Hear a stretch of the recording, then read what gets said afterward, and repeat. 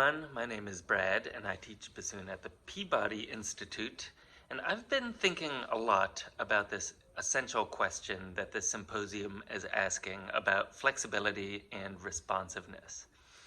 I definitely don't have any wisdom to offer you all that you haven't thought of already. I know we're all musical thinkers here, but I can share a couple of lessons I've learned about flexibility through my work as a teaching artist with a collective called Decoda.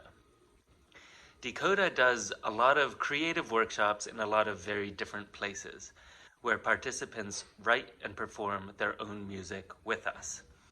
So this kind of thing calls for some flexibility from the start, but there are a few things that I really try to remember when I'm in this space, and as simple as they are, they've really helped me out a lot. These lessons, by the way, were learned at Lee Correctional Institute in Bishopville, South Carolina, a maximum security prison, which is Decoda's longest standing creative collaboration. We've written hundreds of songs together at this point, and some of them are pretty good, if I do say so myself.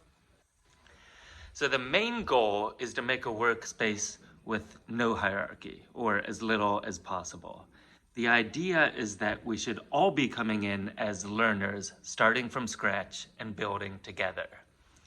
We put some community agreements in place. Respect each other's creative work, criticism must be constructive, and try everything twice before tossing it. And then we get down to business. But remember that everyone is there for a slightly different reason. It could be for fun, it could be for a challenge, it could be more interesting than whatever else is happening. And some people do want some strict teaching, the rules of harmony, how to play the violin, how to orchestrate. But a lot of people don't want that kind of teaching, and a lot of people shut down when faced with rules for perfection by the book. So we've pushed that kind of work to the margins of the room, where people can opt in freely if it's something they're seeking. But the main part of the room is reserved for the group and group work. Where the creative work is happening, we are all learners. We can be the expert in the room, but we don't always need to be the teacher. Welcome to my world. You'll never have to look no more. Welcome to my Speaking of which, you'd think it would make sense to have a songwriting teaching artist in the room, and you'd be right, and we definitely always defer to expertise in the room.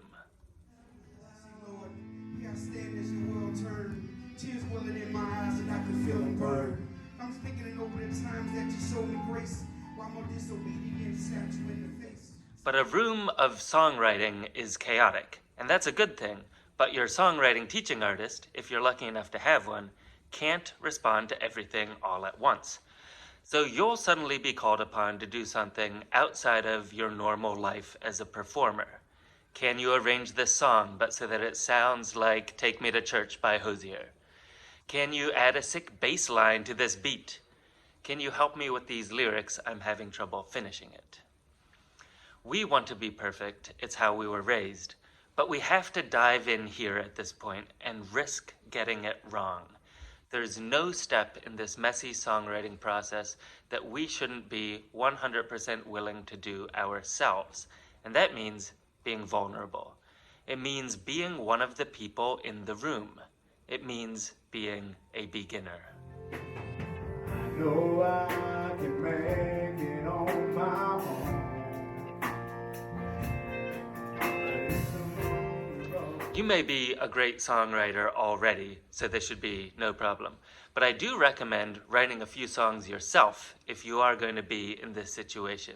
And I can tell you from experience that it's okay if they're bad. At this point, I want to tell you a little story. Our leader for this project, South Carolinian cellist Claire Bryant, posed a challenge to the participants. She was playing in the Broadway show Hamilton at the time, and she was curious what would happen if she asked the group, "Can you create a show based on the life of Abraham Lincoln?" The answer was yes, and the next time we went in, the whole show was written. And it went to some crazy places that I'd love to tell you about someday. But maybe the biggest shock to me was the sheer number of love songs for Mary Todd Lincoln. I think a lot of people in the project just really needed to write love songs at that moment, and this was the vehicle to make it happen. We could have pointed out some factual inaccuracies, we could have cut some songs to balance the show, but I think it was more interesting with this lopsided aspect.